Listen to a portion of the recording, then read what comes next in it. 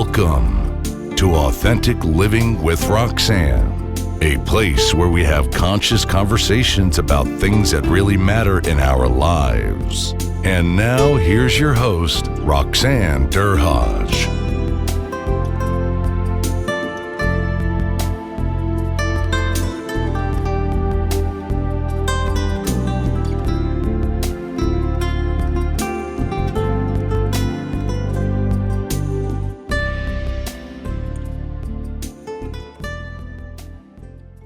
Hi, everyone. It's Roxanne Derhodge. Thanks for tuning in again today to Authentic Living with Roxanne. Today, I have a special guest, Lisa Caprelli. And Lisa is from Forbes. And her and I had I think we ran across each other a couple times, and I was intrigued. And we had the opportunity to start talking a little bit about what she does. So let me tell you a little bit about Lisa. And Lisa, thanks so much for coming on today and spending the time with us. Thank you. My pleasure. So she's, like I said, she's a Forbes contributor. She's a storyteller, which I love storytelling. So it's going to be amazing to hear how she puts across the information that's so vitally important around children. She's a children's author, a songwriter, which when I heard that in Forbes, I was intrigued. I remember the first time I listened to you chat on the Forbes Women's Council. And she's also created, I'm going to say, a character called Unicorn Jazz, which she uses a lot in her keynotes and presentations in schools, and a TV series. It's called The Thing, the TV series. Am I correct? I do. Yeah, it's called The Thing I Do. The Thing I Do. There we are. And for those that can't see, she's just holding up a book of the series. So, Lisa, I'm so privileged to have you on, and it's often nice to have people that have different expertise that might impact employees, right? Because I think as leaders, we think about from that frame, what is it that's impacting employees? But I want to talk a little bit about kind of how the systems around employees, how that impacts them, and kind of your sweet spot, which is obviously around children. But before we jump into that, which we have a lot to talk about, tell me a little bit about you and what a unique career you've crafted here. You know, I didn't know I was going to grow up and be a children's author of a Unicorn Jazz, and how she would make an impact. And it comes from helping and giving back, even through my childhood. So I grew up in El Paso, Texas. I'm the middle child, a Hispanic family, and we grew up really poor. So I often say we had humble beginnings. I wouldn't trade it for the world, because it really, made me the person we are. As many of us have had experiences in life, and many people have had trauma and struggle. So for me, it's just another story, an angle that my life took a turn. I grew up really shy, like my character, Unicorn Jazz. So I was able to go back into my childhood. And in a way, I wanted to fix things I wish I had, and that for other children, that we're all unique, unicorn. That's why when kids always ask me, why did you pick a unicorn for the character? Well, because we're all unique and different. And I really want people to celebrate it. And we do see that celebrated in diversity today. We do, I'm always in awe of leaders and musicians and people that are saying that we're supposed to be different. And again, growing up, nobody taught us these things to celebrate it, and that we all have different things we do and talents. That's why The Thing I Do is really about the things that you do, and to appreciate each other's differences. And but yeah, I only started Unicorn Jazz in 2018, changed my life. I had 25 years in business, marketing, PR. I had an agency. I had different businesses of my own. I help people launch and market and grow their business to some really high success levels. And right before Unicorn Jazz, I went on a 3-year journey to create this book called Skip a Step. I'm showing for those who are, able to watch. If not, you got to watch this video by Roxanne, this podcast. So Skip a Step, Imparting Wisdom for Young Entrepreneur Minds. I interviewed 12 different entrepreneurs and leaders, and then I made chapter 13, the last chapter, mine, on why I believe it's important for those of us that can, as leaders, help the younger generation. We were once them. So in making this book for teens and college students, it was different leaders, notable leaders, and that gave tips like I'm going to read from the back of my book. Dean Del Sesto says, money is not the most important part of a business. Relationships are. People are more rewarding than money. I mean, I had so many amazing people that I interviewed, TED Talk speaker on Oprah, Jessica Jackley, all these amazing people. And by the end of Skip a Step, getting it published, which was an arduous task. I mean, to do a chapter book, I think is more work than a picture book that I've created now. And it comes with a journal, Skip a Step. And it was really steps that I wish I could have skipped to learn faster and have been surrounded with knowledge of wisdom from the collective body of people at a young age.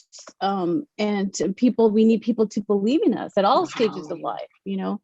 So it was from Skip a Step, and after being done with the book and then really being impacted by the messages that, you know, don't accept no, and all these people that went on to do amazing things. And all of them had trials and tribulations.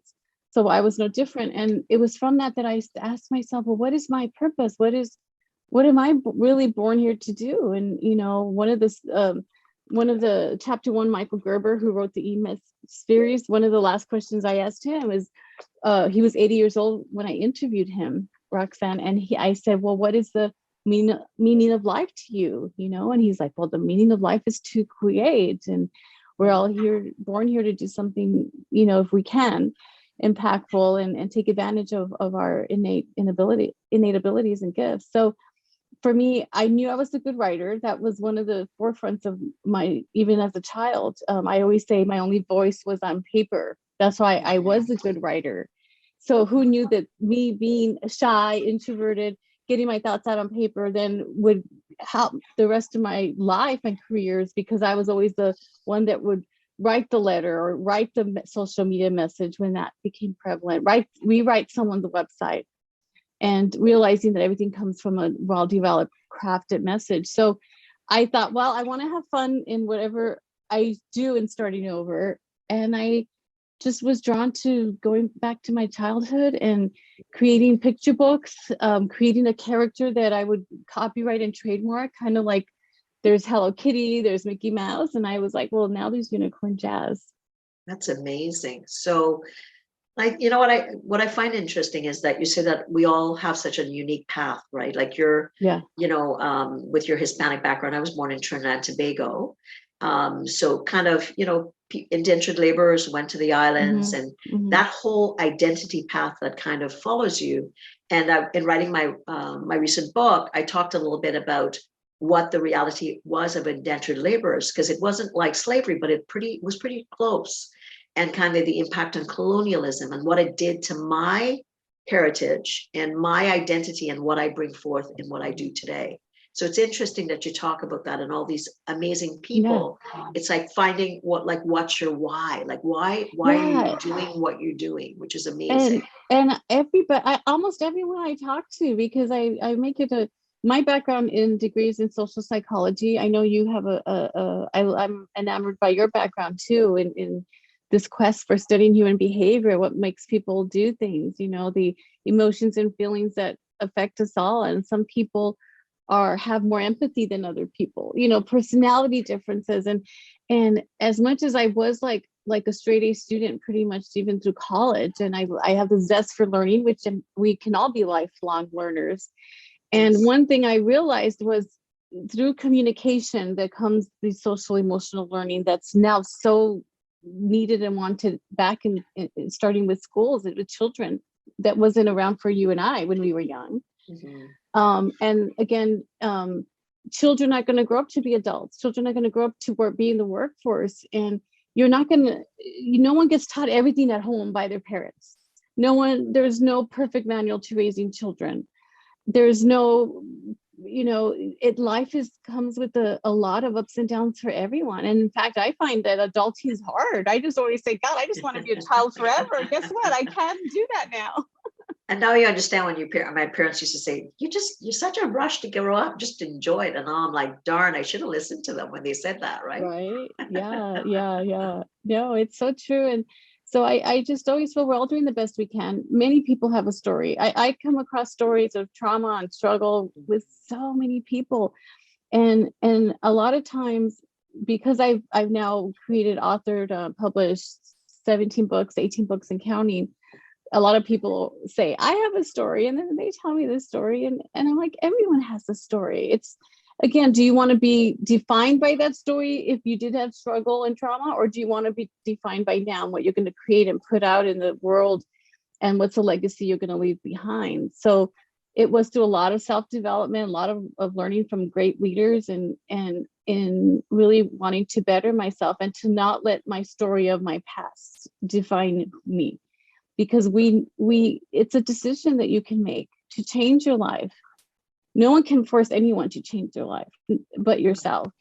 And I'm grateful that I believe in God, and I believe through God all things are possible. But life is it's constant work as we grow up, and then you get older, and then there's health, and all these different things. So I just find that I give a lot of grace to people these days. I am a lot more patient.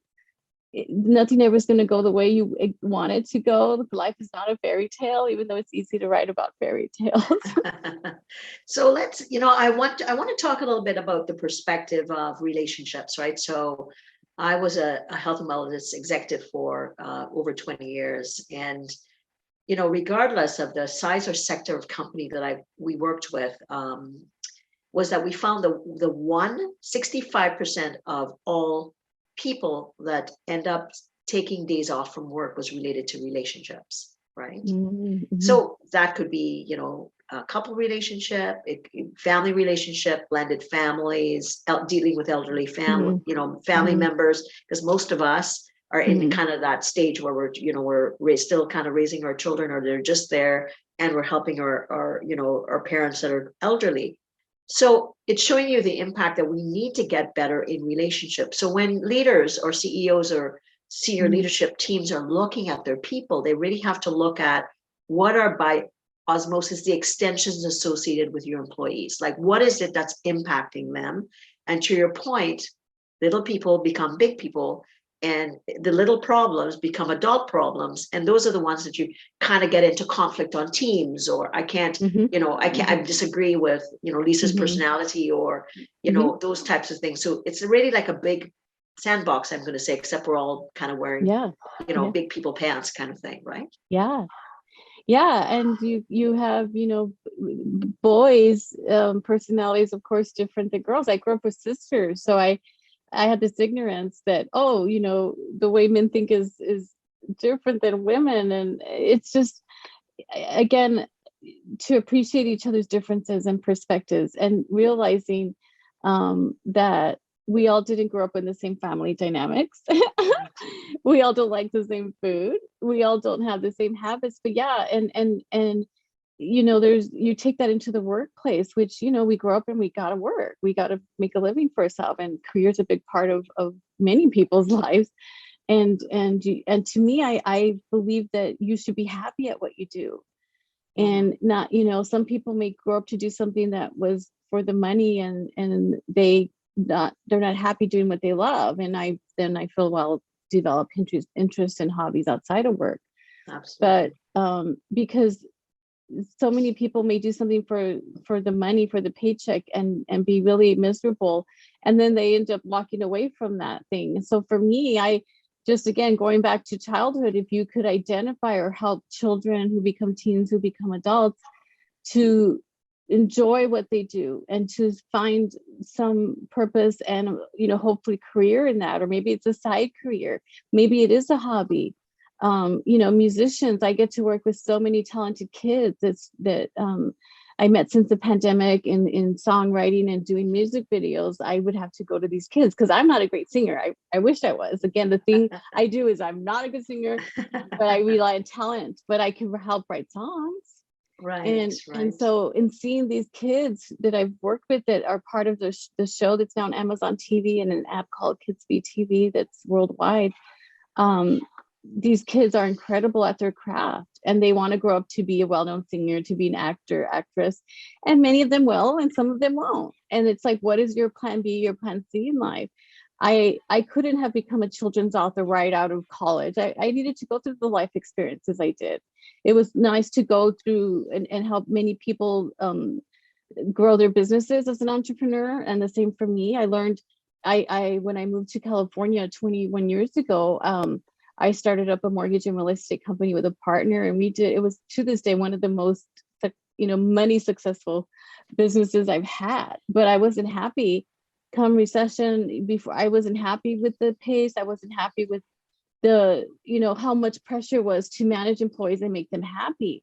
And even though I could have always stayed in that business, I walked away. I needed to choose my own identity and something that I was gonna, enjoy doing. And I feel like your work should be something that you're so excited to do, and again, not everyone gets to do that. But when people are around me, and children, adults, they are inspired, because I'm happy that I created this. And it's come with risk. It's come with going backwards during the pandemic, as many businesses.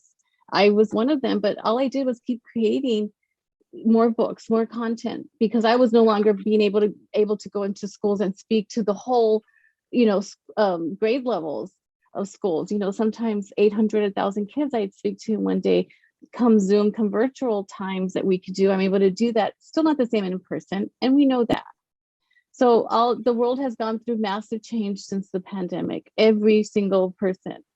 And it's now, things are lifting, slowly and surely. And I'm just grateful for the time and the way we were isolated, many of us. But then what did you do with that time? I created a whole bunch of stuff. Likewise. So let's talk a little bit about kind of what you do in schools, because I'd like to kind of talk about the angle of what kids are going through, right? And then what in turn parents might be going through, and how that impacts people having, now we're going back to work and things are opening back up. What are some of the things that we need to kind of be aware of with reintegration out of this, isolation into kind of back into schools, back into all the activities that kids might be doing again? Yes, thank you for asking that. Well, because of all the changes that many of us went through in homes, whether you had children in school, depending on the age they were during the social distancing time, it was really hard. As I constantly talked with teachers, librarians, and the fear that kids were having to have with the mask and the COVID and all these different things. And the playtime changed, and the kids were isolated too. It's this huge aftermath that I think we're going to deal with for a long time. And for me, I look at it when I go into a school, or when I'm able to speak to a classroom, or even if it's one child, to focus on the happiness within that we do have. What are you grateful and happy for today? And one of Unicorn Jazz, my book series are known for being offering social emotional learning points. For example, how can we help and give back? Whether it's opening the door for somebody, making them feel good, you're helping someone.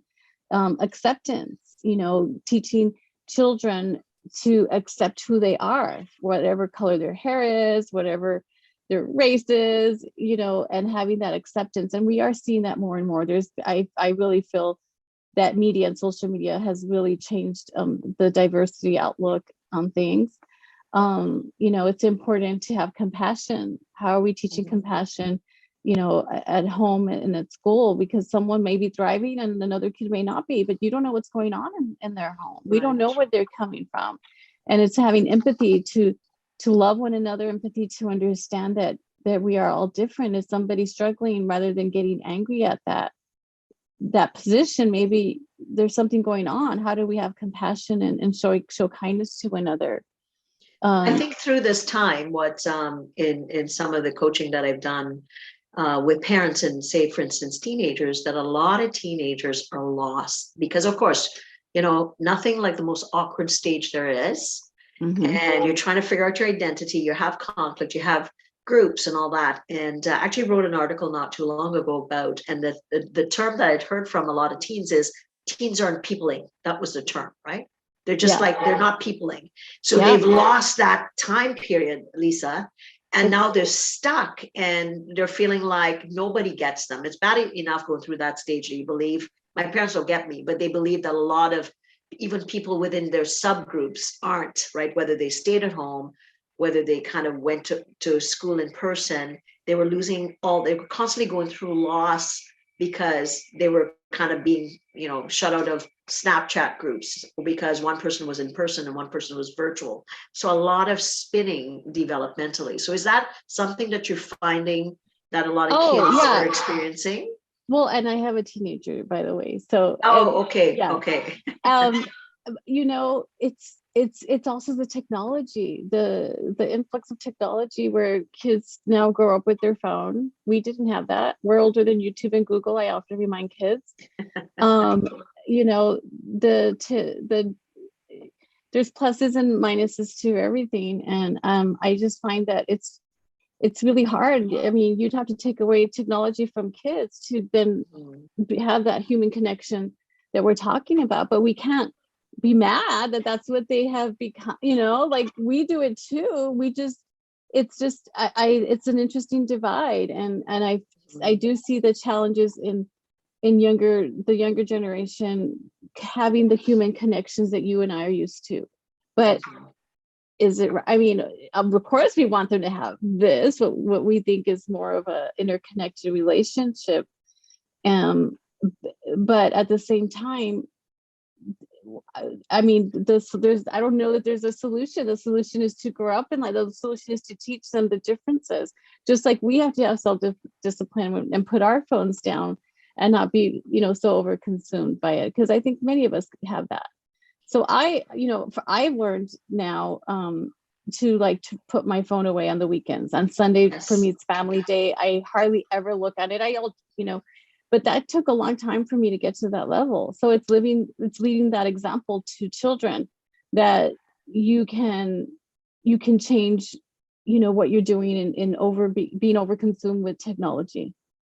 Right. So, and parents are having a lot more pressure in different ways, right? Like, I mean, if you think about it, I have a 20-year-old, so I'm kind of out of that space, right? Because he's pretty independent. But I think of parents of younger ones that have been at home, and both parents have been working and, trying to kind of juggle having online school. And maybe you have a 5-year-old, a 9-year-old, and a 15-year-old in a home trying to kind of, you got all that stuff, because generally you could kind of you could drop them off at school, you could go to your job, you could focus just on your job, do your things. Yes, there's pressures there, pick them back up and kind of do it. But there was such a collision of every possibility under the same roof for 2 years that our parents are stressed, who are employees.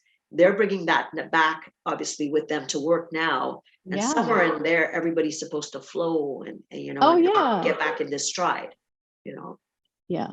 And it's going to be difficult to do, because I think a lot of things that maybe we thought we addressed through the pandemic, now that we're not completely out, but now we're breathing, we're going to find out a lot more about the anxieties and the things that people have been hiding. And kids are going to probably be scared to have play groups that they used to, those types of things as well. Oh, complete. Everything's changed. And I just find that it's up to each of us, I myself being a mom, to create that leadership in your own family, to maybe change the dynamics, maybe create your own groups within your community. I don't have a lot of family here. A lot of my family's still back home in Texas. And of course, when we go visit there, it's nice, but that's not our reality, right. of every day. So you don't have to, but to myself, I say you have to create your own community, your own friendships, invest in those relationships, invest in other people's time. And we only get so much time, and we can only let so many people close to us know who we are and develop that, and being authentic and because again, social media can portray this, this person that you're following, but you don't know what's going on behind closed doors. Absolutely. And it's important not to compare yourself to what you're not. Like, it's just like I said, it's growing up and adulting, to being a parent and having a relationship if you have one, or it's all a lot of work. And I just think we all need to focus on being grateful for what we have and what we can grow. You obviously, when you team up with good people in your life, you're going to thrive, and that's important. Absolutely. So let's talk about unicorn jazz a bit, and tell me, what is it that the character teaches, or tell me how you use it in the schools? Because I often see, You're going to the Oh, schools and you're seeing a speck of what, it oh becomes yeah, our next generation. So what yeah, is it that, how is the character used, and yeah. tell me a little bit more about that. Yeah. So in the first book, as I'm holding up, Unicorn Jazz, she has a music note for a tale that's copyrighted. We wanted her to be unique in that way. So in the first story, Unicorn Jazz moves to a new land in search of new friends. She feels like she doesn't belong. She's shy, and only her mom believes in her and sings to her.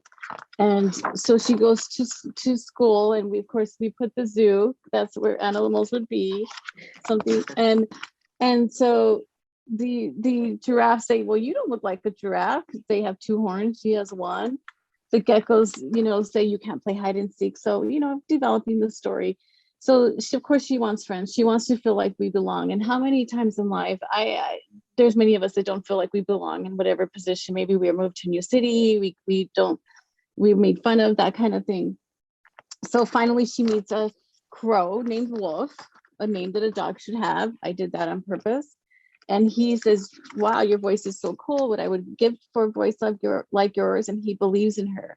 And this character is so important. And he's somehow in all the stories, even if he's in the background, because I often say it just takes one person to believe in you. And for me, it was my grandmother, and it was my teachers. And as I grew up, it was business mentors. There were my Wolf the Crow, and we all have them, and I said, maybe you grow up and you become Wolf the Crow to someone. And that's what I get to do now, is inspire people. I love that. So that really, if I were to think about in my world and what I talk about, Lisa, it's about listening to that deep internal voice about about why are you doing what you're doing, and what is your leadership story, that makes you want to leave that and let it behind. shine. Yeah. So he tells her, go out and sing the animal friends. I'm summarizing, of course, for your listeners. And so everyone listens to her voice, and now they're like, think she's cool, she's awesome. Now they want to play with her. And at the end of the story, they all sing a song. It comes with the friendship song, and everyone's happy. And that was the first story to introduce that. And I'll tell you, boys, so my teenage boy in the beginning wanted nothing to do with a unicorn because he's a sports kid and da da da. And I was like, well, it's a story for everyone. I'll tell you, when I go to schools and I read it with that heart, and I don't put any gender on, I purposely did that. Boys will come up to me, and fifth grade boys will be, I love Unicorn Jazz. I love what she represents. And that's what I wanted. And so then the next stories I created, Being Happy with Unicorn Jazz and Friends, is also a book for even grownups to show what makes you happy, and that essentially happiness is free. Just simple full page art. Like, who likes to paint? A lot of people like to paint. That makes me happy. And I go page by page, and kids then and adults start sharing what makes them happy. I get to walk on the beach today. I never did growing up because I grew up in the desert. So I appreciate that. I'll say things like, who likes to dance or sing? And almost every hand goes up. And so then being happy is that, again, at any time in life, we can find our happiness. So I have other books, like I said, in the series, the Help and Give Back and there's a song also, almost with all my books, we created songs. I was inspired by Sesame Street, which is why I made the show the thing I do, which music made it more impactful and meaningful. So beyond the books, I have activities and I have the music because I want children to really, get to know the characters and love them. And they do. Once teachers start introducing the characters and the roles they play, it's just, like I said, it's limitless learning. But, I think I listened to you, right? And, the one thing that the research shows is that how much more creative we are as adults when we play. And what's the first thing that happens when we get out of, kind of into early adulthood and we get our first jobs? That's the first thing that seems to be lost, is we perceive that being an adult means an opposite of play. But in fact, that the opposite is being found in research today. Oh yeah, play, make believe. That was an important part of my childhood. I love to play, and now that I created puppets, I turned Unicorn Jazz, and Trey Ziki, who's named after my son. Remember my son that? Yes. What's the character for the one for your son? So he's a zebra corn, and one day I pick up my son. I go, this is Trey Ziki, named after you. His name is Trey, and he likes sports. He wears the number 3 like my son. So now my son, Now like, it's cool, right? Because it's now named it's after cool. him. Yeah. And so, but I did do a podcast. It was a business podcast. And again, sometimes people are like, how are we going to find an angle with this in business? Well, like, we always find the angle once they talk to me. Because again, my background is really still business background, longer than I have been a children's author, although I love being known as a children's author more. So we talk in the business podcast, there was two guys, and they never had a guest like me. I had my puppets, and then they started saying, what if we brought puppets into the boardroom meetings? And they were like you said, play. Like, why do we have to stop playing? The average adult American laughs 17 times a day. And the average child laughs 100 times a day. So I want to be with the kids, Oh my God, that sounds a lot more fun, right? And I think really when you think about it, right, if you can bring that levity, right, and clearly I'm seeing it from both angles as a psychologist, but also within business. And I talk a lot about relationships and relationships. and families. I talk about return on relationships. That's my either at home or at work. And awareness, connection, communication. How is it I want to be seen and recognized? These are all core fundamental things that are in relationship that you're teaching through both of those characters. And we're teaching our children how to do them, because as adults, we lose track of that deep down space within ourselves, right? I think we come into the world with that, Lisa, absolutely, when we're born. And then what happens, I always, my story is, I feel that we get pricked and prodded, so that gets removed.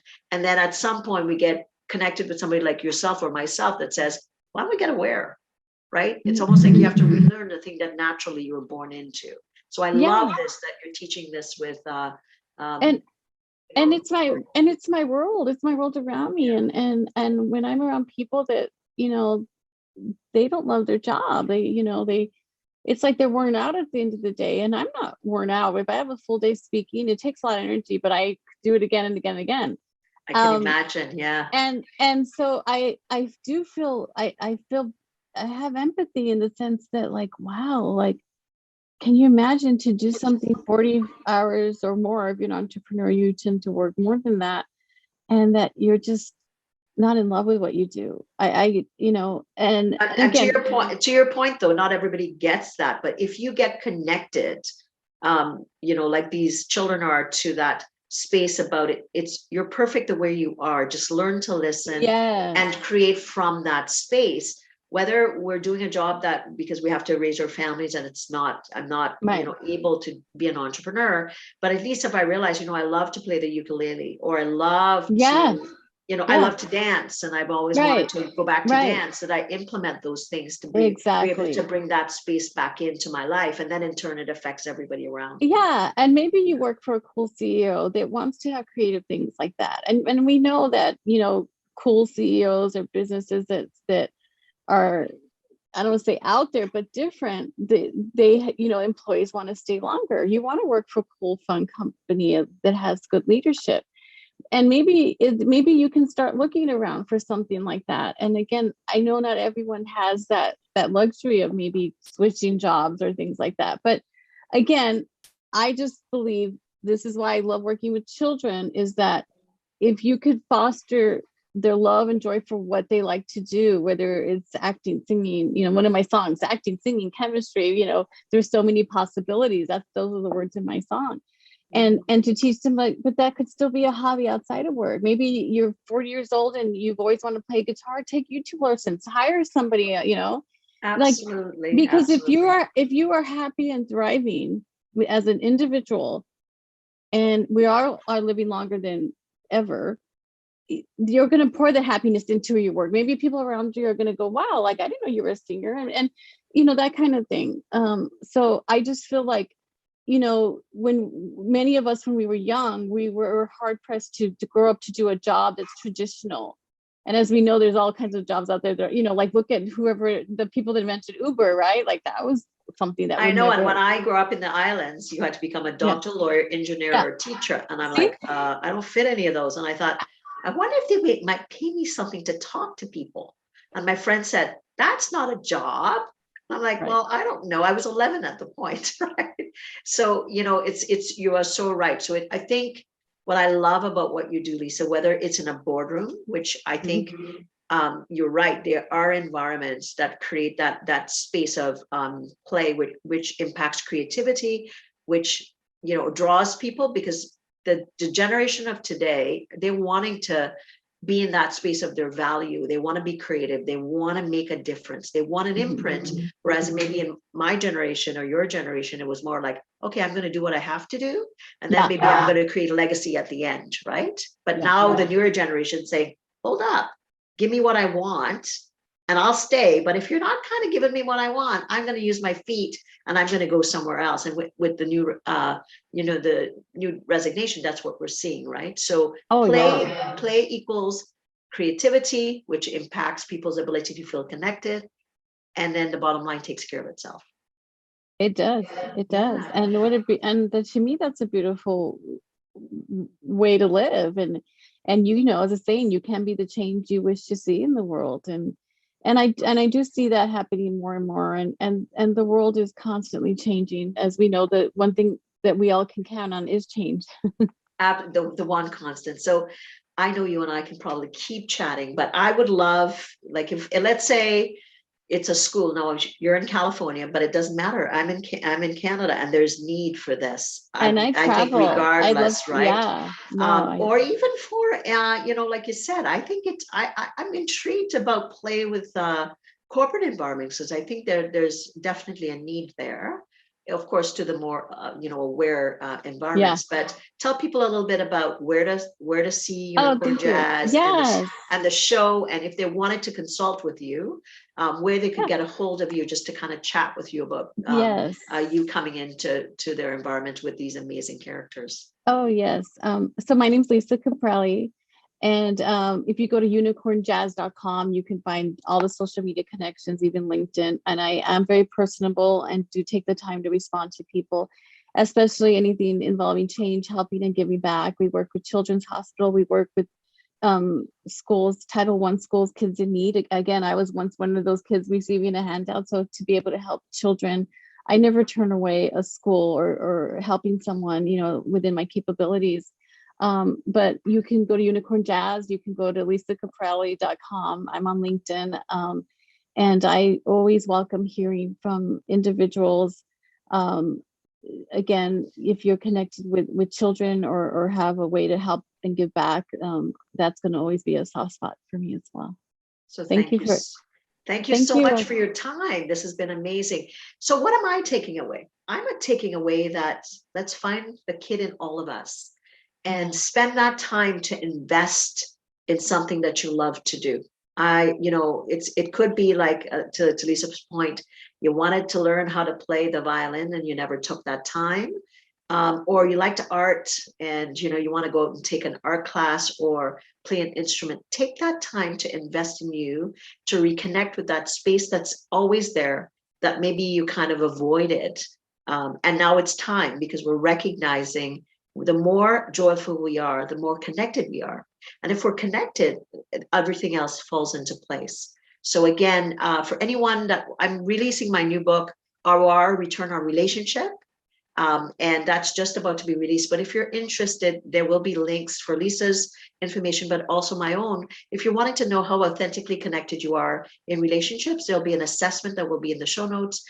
Pop in, check it out, and then we'll let you know where you kind of bench and next steps for there. So again, Lisa, thanks so much for your time. For everyone, thanks again. I'm so privileged for you spending this time with us weekly, and we'll chat soon. Take care. Thanks for tuning in to Authentic Living with Roxanne, creating the space for positive, healthy change. Roxanne is a keynote speaker, psychotherapist, and coach. To work with Roxanne, visit roxannederhaj.com/blueprint. We'll see you next time on Authentic Living with Roxanne.